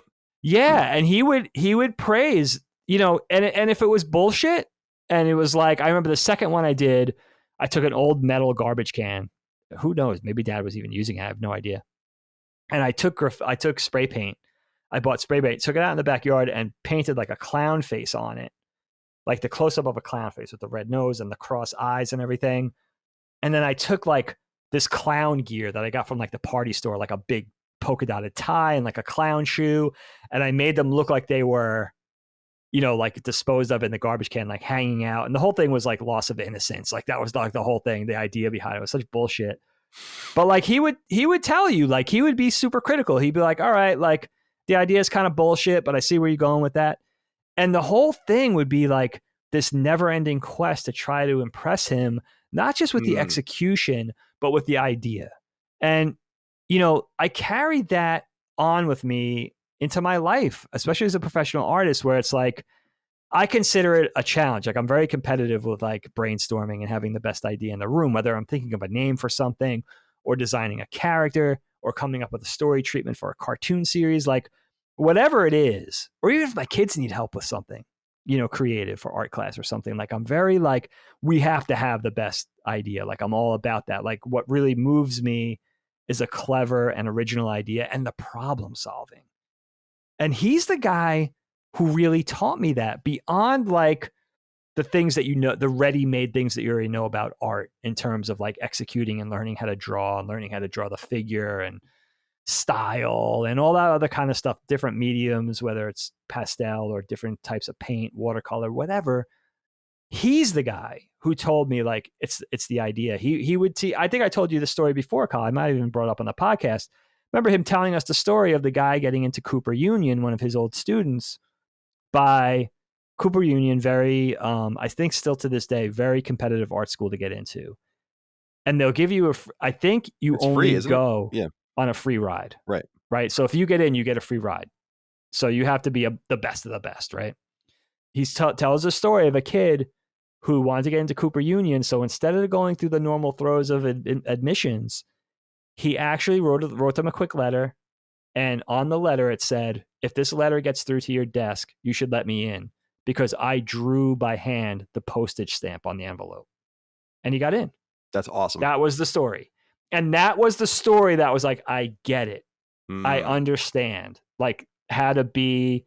It's not about just being artistic. It's about being creative. That's awesome. That's a great story. Truly creative. Right. And that's what took my little 10th grade mind obsessed with Calvin and Hobbes and like drawing bullshit, logos with Mrs. Mallard and stuff like that. Like where it was like, no, it's about, I guess it was like teaching kids high concept that where you normally don't get that in 10th grade.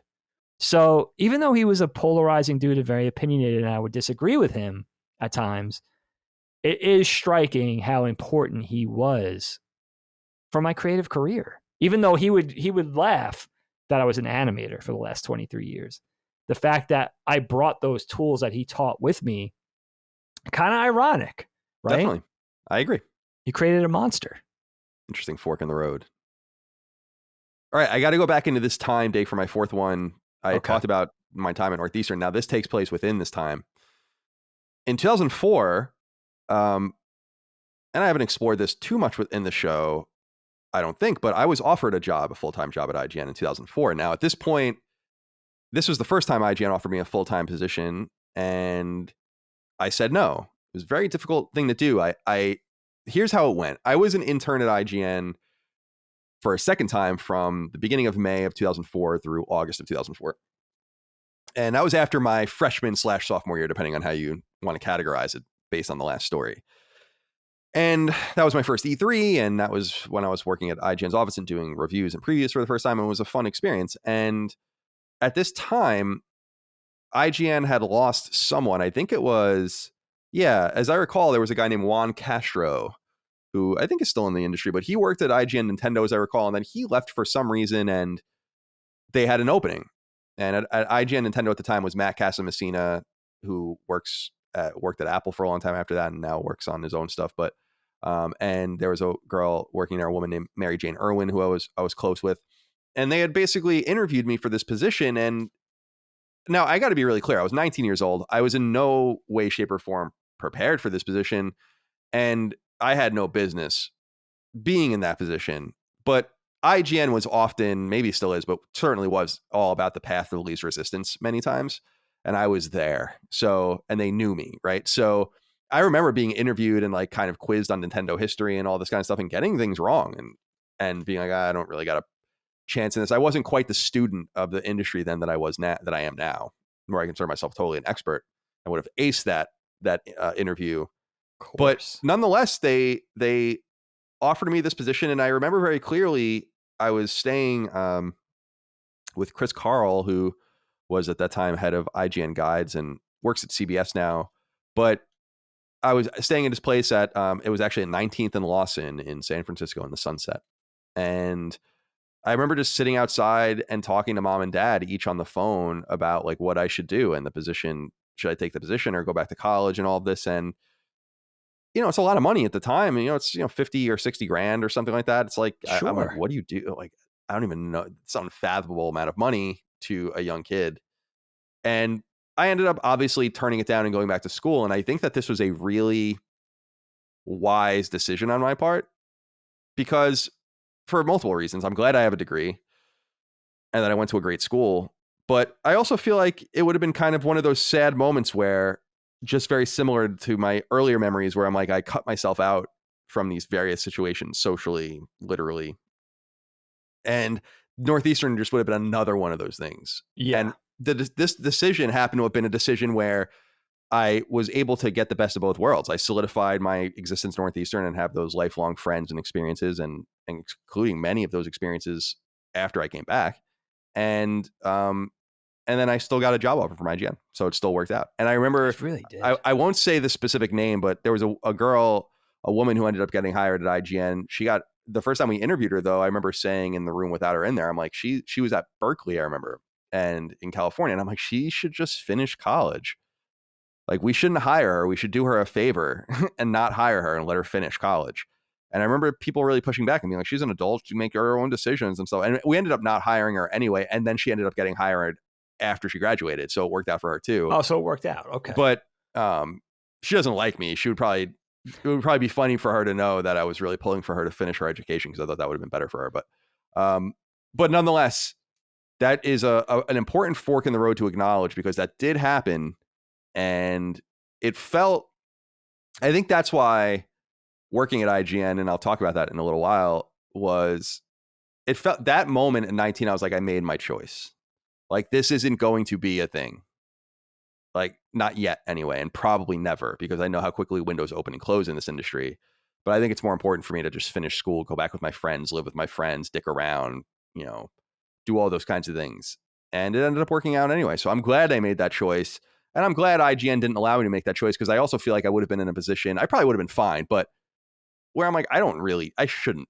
I was not the best man or woman for that job. Like, there's no doubt about that. I'll say that straight up. I think when I got my job later at IGN Guides, I was the best man for the job, no doubt, but not for this position. So I think it worked out for all parties. It's remarkable, though, that you had the maturity at that age to, even if just for the salary, like you said, 50, 60 G's, you're that age, you have no money. No one, students don't have money at that point. For you to have the discipline and the patience to say like, that's pretty outstanding. I don't know that I would have done that. And I really feel like I appreciate that. And I really feel like it's hard for me to think about it, because my girlfriend in college, I haven't talked to her since 2008. Like, we haven't had any contact with each other at all. But I want to say that she was a big reason why I came back too. But it's hard for me to even remember like being drawn back by women and all these things. But that's also strange, because I was in California by myself, surrounded by beautiful women too. So that might not have had anything to do with it. But I don't know. It's hard for me. It's almost, these things are so distant in such a way where it's almost hard for you to remember what it was like. But yeah, nonetheless, that IGN Nintendo offer, I mean, I'm known for my PlayStation coverage. A lot of my longtime fans know that I'm a huge Nintendo fan going way back. I've been a PlayStation fan since 1997 as well. But it's just so funny, because that would have also made me best known for my Nintendo coverage. And isn't that I would funny have how that could have never been a changed it? PlayStation person. Yeah. So That's why I say I have no regrets. No regrets about these decisions. Yeah. Why Just should you? curiosities. Just curiosities. Echoes Yes. Yeah. of Never, what could those be. things just never get, our thirst for that curiosity just never goes away, man. It's crazy. You always think like, whoa, like, especially with my last one I'm going to talk about now, like, Yeah, do it. it's Number really 5. interesting. Yeah, number 5. All right. What So is it? number 5, my last one. So I really wanted to talk about this one, Kyle. I had some runners up, getting my driver's license was one. The doors that kind of opened. A pretty serious one. The first serious death in my family, from my perspective, um, which would have been Gramps dying when I was 6. But a little later, when Granny died, our great grandmother died, I feel like that was a pretty eye opening one for me. The first death that I was mature enough to understand kind of what was happening and see the sorrow and all that kind of stuff. That would have been an interesting one. I also thought about talking about my first time having sex because I was such a late bloomer. This was late in my teens, and how I could have weighed that against earlier potential opportunities where I could have done that earlier. What happened if I waited later? How that played out with my codependency on my first girlfriend, which, was like kind of torture. But I have to talk about one thing, and of course 9/11, which was a big fork in the road for many of us. But I have to talk about this one, and I think it's the latest one in my timeline of the 5 that I'm doing, and that has all to do with Los Angeles, living in Los Angeles, and it's interesting thinking about how LA plays a part in both of our lives, Kyle. Right? You a little later on, me a little earlier, and then me later on too with you as well. But my first LA experience, which, as I think back to the time I came out of art school and entered the animation world, was kind of going to be an inevitability in a lot of ways. I was going to spend time in LA if I was going to work in TV animation. There really was very rare ways around it. And so when I graduated in 98, I graduated from art school in June of 98. October of 98, I took my first job in animation up in Connecticut, which I've talked about outside of Hartford, in the Hartford burbs. But a couple of years later, the company that I worked for in New York was a media company called Unbound Studios, and we did a lot. It was a small little mom and pop shop. Did a lot of animation during the .com boom for a lot of the big internet who's, especially in the children's space. So Nickelodeon, Nick.com at that time, Noggin. I remember we did a ton of stuff for Rosie O'Donnell magazine online. Like everybody, all the media companies were shifting to the internet. That was the .com boom, right? And then we were servicing them in a design and animation capacity. It was really busy. And we had some West Coast clients that were huge. And my owners, they were a husband and wife team, wanted to open a West Coast shop in Hollywood. So they shipped me and another guy that I used to work with early in my career out west to set up shop in West Hollywood. They had a big warehouse space there, work on some of the projects for the West Coast facing teams. At that time, we were doing stuff for Nickelodeon and then Icebox.com, which was kind of like a division of DreamWorks. Like it was like Ron Howard and Steven Spielberg. Chuck Jones was involved with it. Bruce, was he? Yeah, I think, what's his name? Tim Burton and Danny Elfman were involved in it. Like, so it was a huge thing. And they wanted us to be close to those West Coast clients. And then at the same time, we were going to staff up. We were going to recruit for the West Coast studio. So it was a lot of fun, actually. But I really didn't, at that time, it was 2000. I was young. I was in my mid-20s. It was only my second job in animation. I was dating Helene at the time. I don't think we were even engaged yet, but we were going out for a few years already, several years. And I just wasn't feeling being in LA. Now, a lot of it could have been that we worked 14, 16-hour days. It was very busy. There was very little downtime. In retrospect, our bosses were very good to us. We had rental cars. We lived on the PCH in Malibu for a while, in like a bungalow they rented for us. And then we lived in some shitty motels too, in like Westwood and stuff. So it vacillated. They fed us lunch and dinner. We never bought a meal. They would try to take us like on weekend jaunts to like Universal Studios. But for the most part, we were working like 70, 80, 90-hour weeks. And it was kind of miserable. We were tired. And I just wasn't really feeling, I guess I was missing home. I was missing the family. I was probably missing PJ and my friends, missing Helene, whatever. And I wasn't really feeling LA at the time. They even waited till Helene was done with school and then shipped her out, not only to spend like 3 or 4 weeks in LA with me, but also gave her a job at the same time. So she was doing design and animation work. They really tried to placate me as much as possible, but I was grouchy. I was grouchy about it. And I was really on like an upward trajectory that I couldn't really realize at the time, but they were grooming me to be a creative director of the studio, which is like, I was in my mid 20s, man. Like, and I didn't even know, like, yeah, everybody gets groomed to be a creative director in their mid 20s. Like, no, I was on a really rare, special trajectory, to get someplace quick in this career, but I didn't even have enough experience to realize that, to recognize that. Like, that's how it was, back then for me. That's what, from my perspective, that's what I was going through. And I just wanted to get home. I just wanted to get home to LA, and I would beg them to send me back to the New York studio, which is on 28th Street.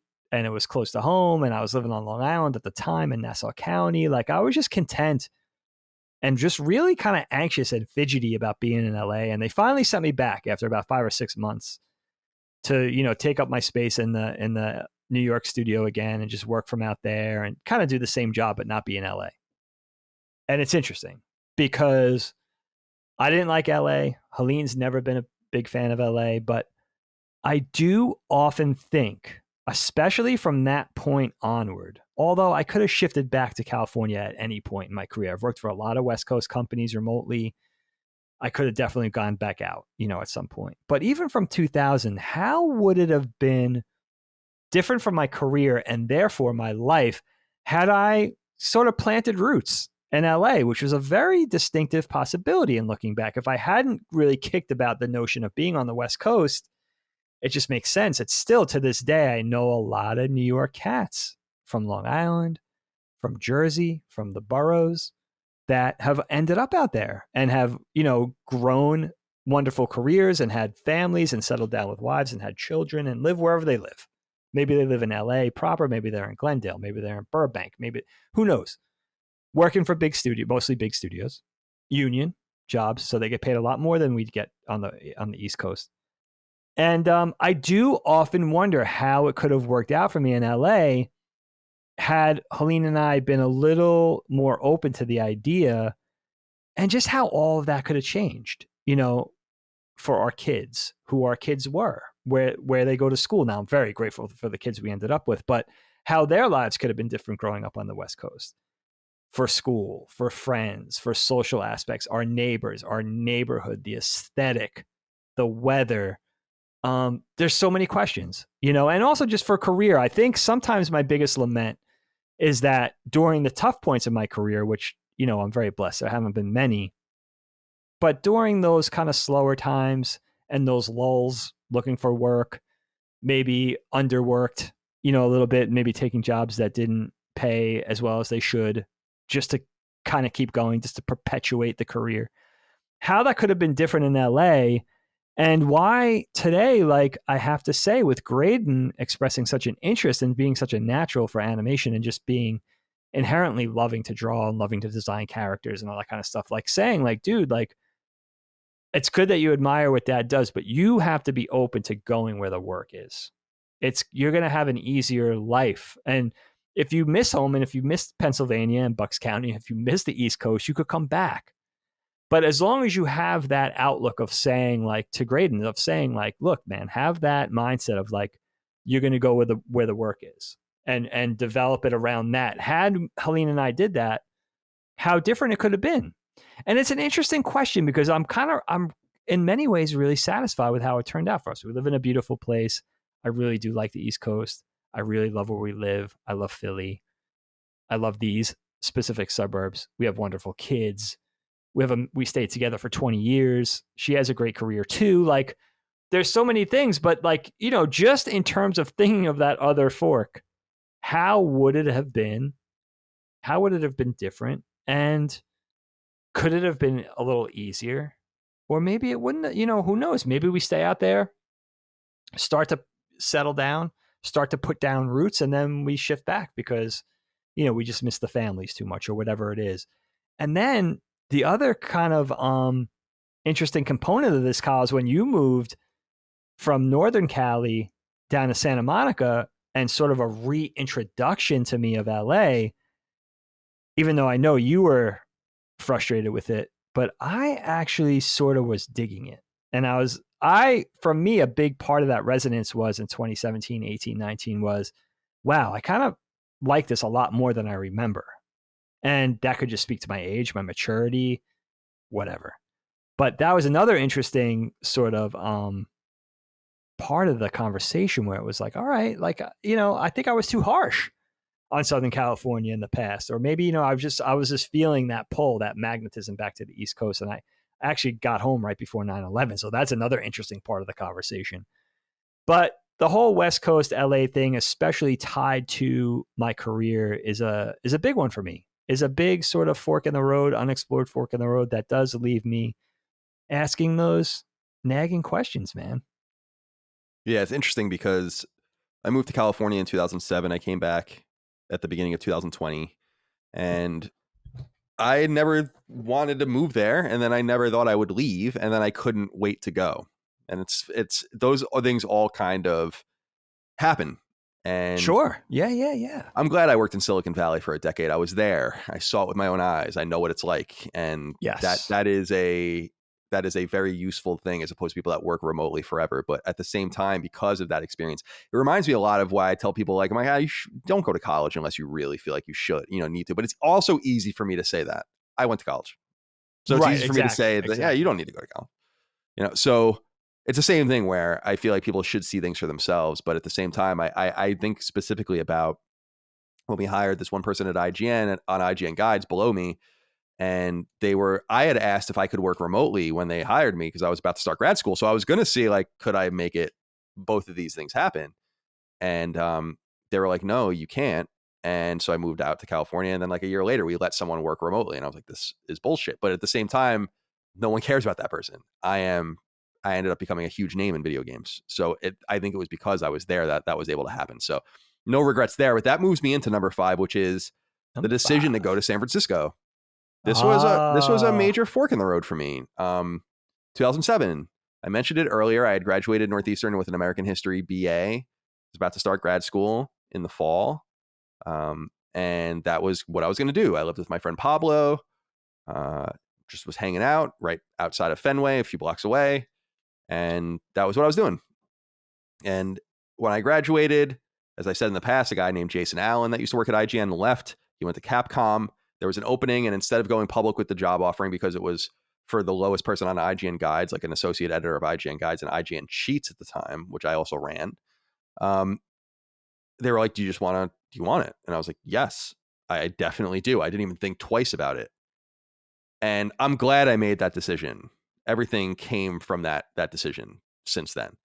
But that is a major fork in the road because that's when I walked away from academia and this study. Like I actually often look at my arms. I have American history tattoos, as you know, and as the audience knows, and these are relics from another era. Like I don't even think people understand why I have them. Like people that know me now, it's almost like, why do you even have these tattoos? I'm like, because I was 19 when I got them, or 20, and I was in college, and that's what I was doing. And that's what I thought I was going to do forever. And I think it's an important fork because I think it reminds people, or should, I hope, remind people, not in a cautionary way, but in a positive way, that these decisions pop up even when things are going really well. And you can actually even enhance your position by making the right choice, where in keeping the status quo would have been a fine choice too. And so it would have been fine for me to be like, no, I've let that dream go. I'm going to stay in Boston. I'll continue to freelance. I'm going to work at American or Massachusetts Historical Society. I'm going to do blah, blah, blah. And the reality is that I probably would have made my way in academia. I'd probably be a PhD now and all of that. And I'd probably be like some adjunct or some professor at a university making $30,000 or $40,000 a year and probably really not very happy. And instead, I went into the private sector, into Silicon Valley. And by the time I left California 13 years later, I had, sold one company, founded another, and my life was totally different. I became an entrepreneur basically and like a C-suite person at my own companies, which is weird. And I think that is not something I ever considered, because even when you consider like, oh, maybe I can't go into history, maybe I can't do that, but you don't consider that you're going to be your own boss, that you're going to own your own business, that you're going to make your own money and do really well for yourself. And that was a huge inflection point because there's no way for me to have known what would have happened from that point. That's similar to the other points, but this brings me into adulthood. This is a decision that doesn't bring me from school to school or from experience to experience. This is the walking out into adulthood. And that was the decision I made. And I'm glad that I made it, but no doubt a crushing decision, and one that I think there was a lot of skepticism about from the family. You know, like, yes, what are you there doing? Definitely was. You know, like, what do you think you're doing? I remember that so distinctly. And you know, I always kid around, like, I'm like one of the least educated people in our family because I left after my BA, you know, and I think people had expected that I was going to go and continue. And I thought that too, but it all ended up working out. I proved everyone wrong again, and everything worked out. You great. Really did. But yeah, I have to give a shout out to that grad school thing. And I must say, I don't, it will not happen, but I play around with the idea sometimes of being like, because I want to enter into what I call like a soft retirement in the next 10 years, where I probably just, you know, maybe podcast a little bit, work on my games, just chill out. I've earned that, right, at some point in my life, I think. And I'm like, maybe during that soft retirement period, I'll just go get my PhD and just very quietly just do it. But I know that I'm not going to do it because the answer you have to, it's like, why? Like, at the end of the day, it's like, why are you going to do that? Yeah, why would you do that? I don't have a why, so I can't. That's the thing. It's like, I think about it. I think about how cool the why is because I want to say I'm a doctor of history. I mean, that's what I've always wanted to say.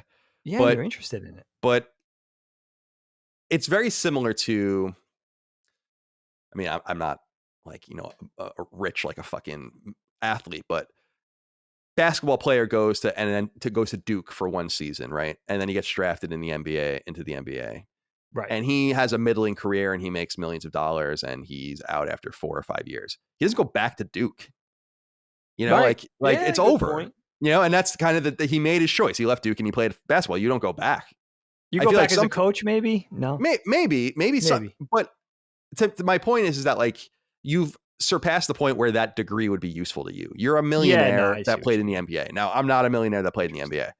I'm just saying that I'm in a position where I don't have to make the choice to say like, how do I, it's a great place to be really, where it's like people make that choice because they're like, how can I increase my pay? How can I get a better job, a better position? I'm like, I don't give a fuck about any of that. So therefore it's like, there is no reason then other than just vanity. And at that point, it's like, I can just read books.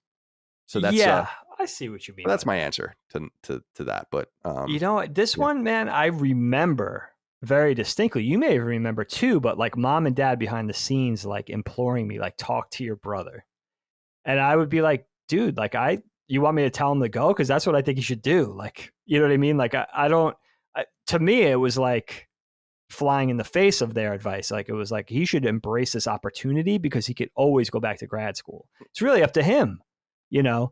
And then, you know, they've been interesting in just watching their trajectory with advising their kids because they were kind of laissez-faire with my education. Like I talked about that before. Like, I don't think they were being bad parents, but like they didn't ride me to do my homework in high school. You know what I mean? They did express fear that if I took off between high school and college that I would never go. They were always kind of up on that idea. And I would tell them like, no, you don't understand. I cannot go. I hated high school. I cannot go right to college. It's counterproductive. Like I'm not the type, and like, I'm not the type that knows how to build a deck or fix pipes. Like I have to go like to art school. Like I'm going like, or I'm going to be homeless. Do you understand that? Like, you know what I mean? Like you see my GPA, I got through high school by the skin of my teeth. I have no skills. I'm not handy or anything like that. So like, I'm not a blue collar guy. So like, I have to go. So like, just in kind of assuaging their fears, you know, and that was with you. I was just like, no, like, I think maybe in being a little more connected to entertainment and what that means and how rarefied air that is, like these jobs don't come along every day. You know, I'm not talking about animation now. I'm talking about working in video games. So if he's getting an offer and they're sort of chasing him a little bit, you know what I mean? Like he's had that experience. And I was so proud that you did it, but also like you're proof positive of somebody who just basically the way it came out for you, your whole arc You capitalized, Kyle, on your talent and your passion. That's exactly what you did. I mean, if you just want to simplify it to the basest idea of what you did, that's exactly what you did through your work at IGN, through Kind of Funny, and through now with LSM, and just being a complete entrepreneur. And also with your video game endeavors as well. Like that's you just embraced your interests and what you were good at, what you're really talented at. And Thanks. just turned that, spun that into gold. I appreciate That's that. It's funny because like all things, I think all things pure, that was not the intention. It wasn't an intention of me to be like a well-off, well-to-do person that plays video games and writes about them and makes them and stuff. Like that's not, I'm grateful that was my reality, but it really did start as a boy just writing things on the internet, hoping someone would notice me, and not for money, but because I wanted someone to notice me. Yeah. And you're right. It did work out. And I hope that I know that I have been, my experience has been instructive to other people, because I do think up to a degree you can force realities into existence. And I'm nothing if not persistent. Like if I want to win something, I'm going to win. And that's the way I felt about my endeavors in the games industry. And it's also, you're speaking about, we were speaking about talents and all these kinds of things. My talent really is writing. And that was one of the only things in my life that came naturally to me. So I also know that I say it all the time about adventure games and puzzle games. I'm like, I don't want to play that shit. I'm bad at them. That's not fun to me. I do math and I'm like, nah, I'll just use a calculator, or I draw a stick figure. And I'm like, I actually watched a really great TED talk the other day about how anyone can draw. And it was really cool. And they were showing all these examples, but that's cool. I want to watch that one. Yeah, it was really great. And he like gives you all these examples and like people are doing them in the crowd and stuff, but it's but I understand the limits of my ability. And I understood that like the written word for some reason just made a lot more sense to me. It's shocking to me how badly people write, like just generally speaking. And it's like horrifying, and it's bad. And to me, I'm like, oh, well, that's just my natural talent. Just like I'm sure if you look at how I draw, like when we used to draw things on this show, it's like, that's like that. Is it the best of my ability? No. But I will say that that's about as good as it's going to get. I mean, I could sit there and try to like massage it or something, but it's not going to work out. No, but that's the point, is that I never wanted to. Right. And I think that's another reason why academia doesn't really make much sense to me anymore. And why I fell into and become so comfortable with games is because like, this is my place. This is where I belong. It's the place that has nurtured this one talent that I really have. And in an interdisciplinary and cross-discipline place like you and I are both in, it just so happens, I've said this to people about producing especially, is like, you don't have to have all of the talent to be able to fit in one aspect of an art or a creation. And I tell people all the time, like, producers aren't creative at all. No offense. I mean, they might be on the side, but that's not what they do. Right. They make things happen. They're organizational maestros. They keep things oiled and the trains running on time. That's essential in a creative field. And so that's a way for people that are not necessarily creative to get in. I happen to have just had a skill that at a time was very useful. By the way, good writing is not really very useful anymore in the industry if you're making content, right? Like it's not. Right.